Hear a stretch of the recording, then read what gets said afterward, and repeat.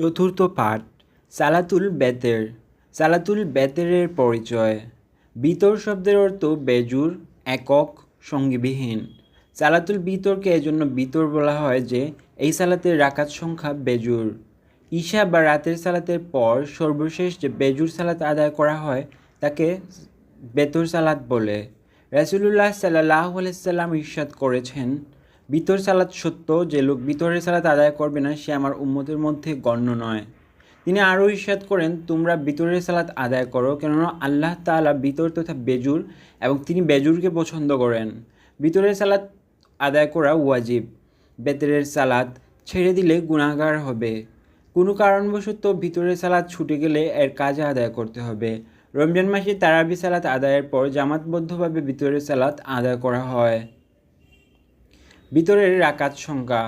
ভিতরের সালাত স্বভাবত 3 রাকাত।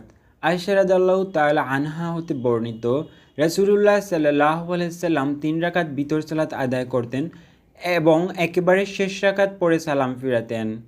তবে একাধিক সহিহ হাদিস থেকে প্রমাণিত যে ভিতরের সালাত 5 রাকাত, 7 রাকাত, 9 রাকাতও পড়া যায়।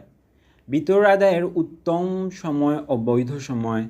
হযরত জাবের রাদিয়াল্লাহু তাআলা আনহু হতে বর্ণিত আছে, তিনি বলেন, মহানবী সাল্লাল্লাহু আলাইহি সাল্লাম বলেছেন, যার শেষ রাতে জাগ্রত না হওয়ার আশঙ্কা রয়েছে সেজন্য প্রথম রাতেই বেতের সালাত আদায় করে নেয়, আর যার শেষ রাতে জাগ্রত হওয়ার অভ্যাস আছে সেজন্য শেষ রাতেই বেতের সালাত আদায় করে, কেননা শেষ রাতের সালাতে ফেরেশতাগণ উপস্থিত থাকেন আর এটাই হলো উত্তম। সহিহ মুসলিম। দোয়া কুনুত। বেতের সালাতে দোয়া কুনুত পড়তে হয়। এ কুনুত 3 রাকাত ভিতর সালাতের শেষ রাকাতে কিরাত পড়ার পর তাকবীর বলে রুকুতে যাওয়ার আগে পড়তে হয়। রুকুর পরও দোয়া কুনুত পড়া যায়। উমর রাদিয়াল্লাহু তাআলা আনহু সহ একাধিক সাহাবীর থেকে প্রমাণিত যে তারা রুকুর পর দোয়া কুনুত পড়তেন। হযরত আব্দুল্লাহ ইবনে মাসউদ রাদিয়াল্লাহু তাআলা আনহু থেকে বর্ণিত, তিনি বলেন, নবী করিম সাল্লাল্লাহু আলাইহি সাল্লাম রুকু করার পূর্বে দোয়া কুনুত পড়তেন। হযরত আলী রাদিয়াল্লাহু তাআলা আনহু বলেন, রাসূল করিম সাল্লাল্লাহু আলাইহি সাল্লাম ভিতর সালাতের শেষ রাকাতে দোয়া কুনুত পাঠ করতেন।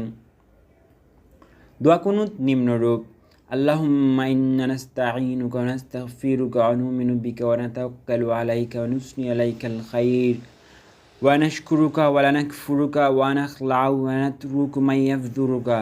আল্লাহুম্মা ইয়্যাকা না'বুদু ওয়া লাকা নুসাল্লি ওয়া নাসজুদু ওয়া ইলাইকা নাসআ ওয়া নাহফিযু ওয়া নারজু রাহমাতিকা ওয়া নাখশা আযাবাকা ইন্না আযাবাকা বিল কুফফারি মুলহিক।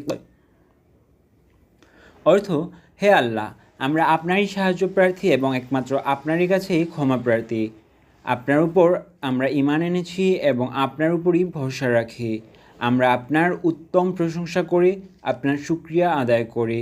যারা আপনার নাফরমানি করে তাদেরকে পরিত্যাগ করছি এবং তাদের সাথে সম্পর্ক ছিন্ন করছি। হে আল্লাহ, আমরা আপনারই ইবাদত করি, আপনার জন্যই সালাত আদায় করি এবং আপনার উদ্দেশ্যেই সাজদা করি। আপনার দিকেই দ্রুত ধাবিত হই, আপনার হুকুম পালনের জন্যই প্রস্তুত থাকি। আপনার দয়ার আশা করি, আপনার শাস্তিকে ভয় পাই। নিঃসন্দেহে আপনার শাস্তি ভোগ করবে কাফির সম্প্রদায়। আমাদের দেশে এটি দোয়া কুনুত হিসেবে পরিচিত ও প্রচলিত। এছাড়া আরও দোয়া কুনুত আছে, যেমন: হে আল্লাহ, তুমি যাদেরকে হিদায়াত দিয়েছ তাদের অন্তর্ভুক্ত করে আমাকে হিদায়াত দাও। যাদেরকে সুস্থতা দিয়েছ তাদের অন্তর্ভুক্ত করে আমাকে সুস্থতা দাও। তুমি যাদের অভিভাবকত্ব গ্রহণ করেছ তাদের অন্তর্ভুক্ত করে আমাকে অভিভাবকত্ব গ্রহণ করো। আমাকে যা দিয়েছ তাতে বরকত দাও। তুমি যা নির্ধারণ করেছ তার অনিষ্ট থেকে আমাকে রক্ষা করো। তুমি সিদ্ধান্ত গ্রহণ করো, তোমার বিপরীতে সিদ্ধান্ত গ্রহণ করা হয় না। তুমি যার অভিভাবকত্ব গ্রহণ করেছ সে অপমানিত হয় না, যার প্রতি তোমার শত্রুতা সে সম্মানিত হয় না। হে আমাদের রব, তুমি বরকতময় এবং তুমি উচ্চতায় রয়েছ।